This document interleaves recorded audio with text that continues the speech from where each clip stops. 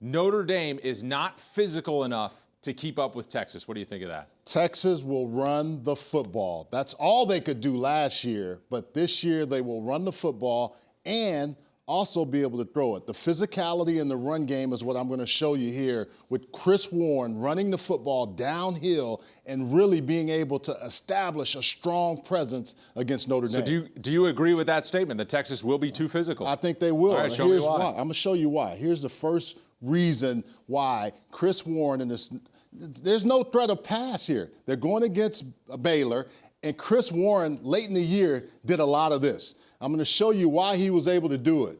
Right here, he's able to get behind his big left tackle. Now, mind you, Texas hadn't had a left tackle or offensive lineman drafted since 2008. But if they keep running like this, look at the block there and look at Chris Warren.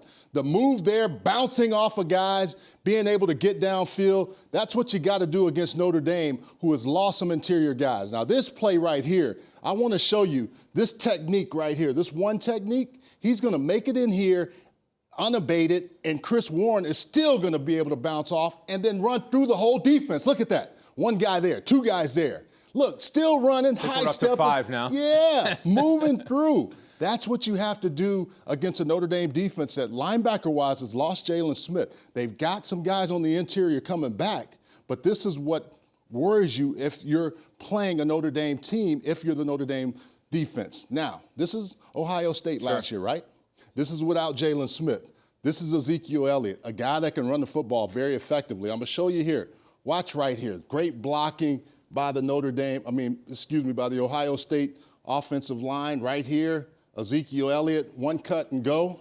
This is what Texas wants to do in their new offense is get down the field, run. I didn't even show you Deontay Freeman, who can also run. I would argue this. Texas Tech got 7 hands on Warren in that run. Notre Dame is not a Texas Tech defense, and I would say that Texas has a lot to prove to be an Ohio State offense. So why are you sticking by that? I think because Texas can throw the football this year, and because they also can run the football. I know they can do that.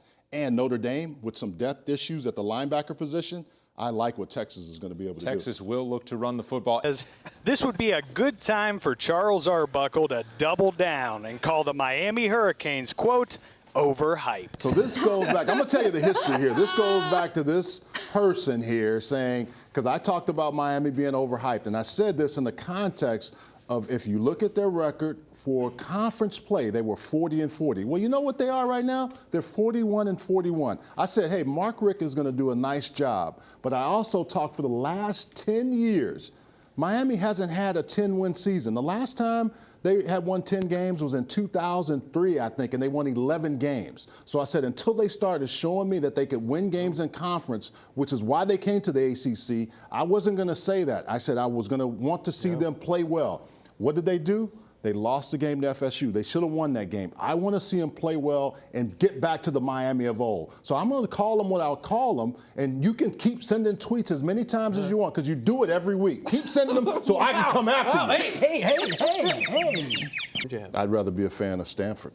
I mean, and I think about it this way. Notre Dame can't play any defense. Offensively, they're good, but if I look at how they're built, Stanford still, to me, has younger defensive talent. Notre Dame, and Tom Luginbill and I have talked about it, if you look at how they're built, their defensive line has regressed, and that's if you look at when they made it to the national championship game, and they have gone backwards as far as recruiting for defensive linemen. I would pick Stanford even still because Kaiser, as good as he is, he's going to be leaving. You're going to have a quarterback out of the two that they have that will get better, and I'm picking Stanford out of those two. You had a lot. Watch what they do. They rotate back this way, don't they? They come back this way, and they bring that safety back. Early on, they're trying to really decipher what they're going to do with the zone read play and how they're going to cover boundary because they have the field here. They have to cover it to a certain degree, but they're trying to really figure out what they want to do with this. You see that safety starting to work back here. And then they're rotating down here. Now, who knows how good Florida State But is. if I put the eye test to me, I still think Louisville is a better team than Texas A&M. Sure. I mean, it's just I think Texas A&M is a real quality team, and that's what you get into. You start splitting hairs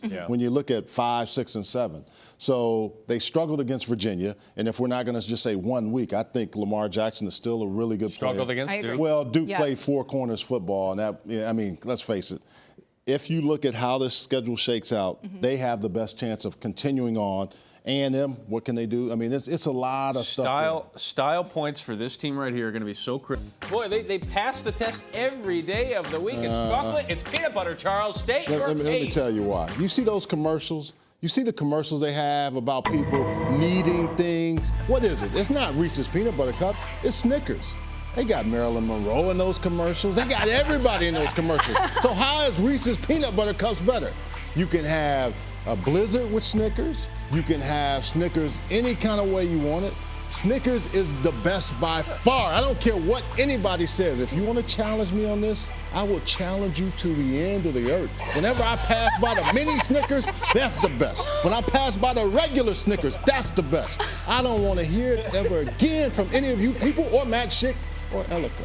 I'm telling you, Snickers is the best. Right. For the record, Wisconsin wins out and wins the Big Ten championship. Are they the first two-loss team into the playoff here? They're a top 10 team right now. I know, but here's my issue with Wisconsin. We're talking about winning out. I'm worried about their offense. As good as their defense is, I don't even want to say win out because they're winning in spite of their offense at times. Corey Clement does a great job. But Alex Hornibrook or Bart Houston, who's it going to be? And you need a quarterback down that stretch drive in November. So I can't say with certainty. Plus, if you have two losses, you're opening the door to someone else. It's going to be hard. Other Power Fives out there that are one. You're saying no way. So even if I didn't say Wisconsin no wins, way. I just said it's going to be hard. They would beat. No way. They would beat. No way. They would. It is so hard if you don't have a playmaker at the quarterback position in a way of throwing the football or doing some different things. And that's clearly what they're missing there. Now, Dave Aranda's defense did a nice job, and I thought Jalen Hurts was the guy that had to make plays. And once he started going, it looked like a whole different ball club. Yeah, I think the other thing, too, is it's interesting. You have Orgeron there, and if those big names don't come around, we start to hear Dave Aranda's name mentioned. You got two guys on the same staff that could potentially be going for that same job. Now, Dave Aranda, his defense did a really nice job. Amazing. He's putting a blueprint together to show, hey, look, if I can get an offensive-minded guy here, maybe I can be your coach. Interesting. All right. Now, a few weeks ago, we talked about the Pac-12, and we're seeing unexpected teams. Washington was a media darling before. Colorado, they came out of nowhere. SC, we thought they would be good, and they were not good this early part of the year. There's 6 Pac-12 teams as of last week that were in the top 25 of the rankings. Earlier this year, you would have not been able to tell me that. They're not UCLA. They're not Oregon. Stanford just now got in that. I'll say this. Washington has to be the team that comes out of the Pac-12 as a champion. But the way USC is playing, the way Washington State is playing, the way Colorado is playing, it's nice to see they're competing down the stretch.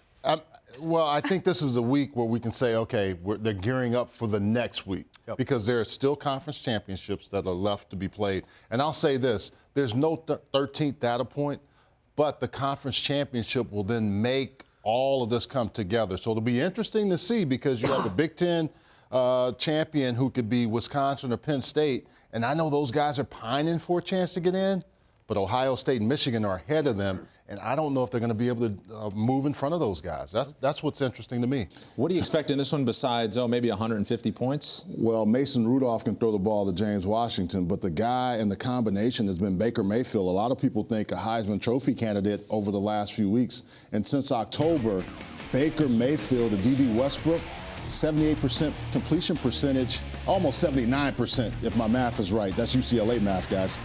Since October, he's hitting them at a high rate, and the touchdowns are 100 touchdowns. I'm exaggerating, but he's really found Westbrook, who was injured early in the year, and now they have a symbiotic relationship where he knows where to find him every single time. And the other thing, Lincoln Riley has finally decided, like last year, run the football. Samaje Perine and Joe Mixon. Joe Mixon, a guy out of the backfield. I really like Oklahoma State's defense, what they do to turn the football over, but this Oklahoma team, they're doing it again this year, playing well down the stretch. I like this Bedlam matchup. New kids on the block bowl, let's call this one. Colorado and Washington, some new faces. Colorado looking to go worse to conference champ this season. They've done it with defense. That's the thing. And Sefa Lufau is a tough guy to bring down. He's played some really good ball. But when you have a Jake Browning who can throw the ball down the field, downfield passing has been a key. Passes for 15 yards or more, Browning, 18 touchdowns, 5 interceptions. But what does Colorado do? They defense that very well. They come at you with pressure with Jimmy Gilbert and that defensive front. They really try to take the football away. I think with Washington, we're going to look at John Ross a lot, Dante Pettis, and all the outside receivers. But when Colorado has the football, watch Seth Lufau and the things that he can do. And if he can stay healthy, because he's a tough guy, this game is going to be a lot closer than I think people are thinking about. I like Washington in it, but I really think Colorado is going to fight them to the end. Now, the Big Ten has to be cognizant of what the SEC. Remember, we talked about the SEC, the best conference, and what they do last year in bowl season? Not play so well. So the Big Ten could be in that same quandary because the Pac-12 had been talked about as being awful. Well, they've got 5 teams in this final ranking. So I'm interested to see what bowl season presents because it's hard to continue that momentum sometimes when you've lost games, i.e. Wisconsin or other teams, because you've gotten so close. Or, you know, a team that I'm looking at is how Michigan's going to play because they're in a bowl game that's a pretty significant game, in my opinion, because of how they ended the season. They were right there.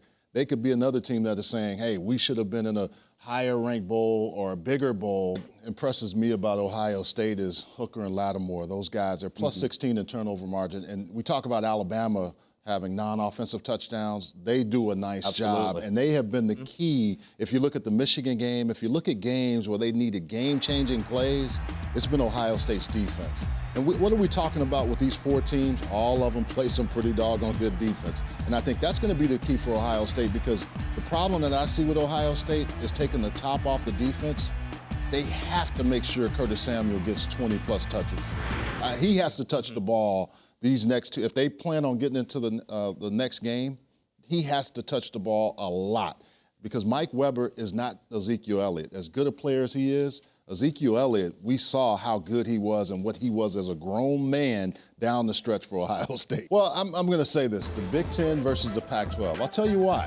Think about this. At one point in this college football playoff rankings, there were 3 possible Big Ten teams that could have gotten in, right?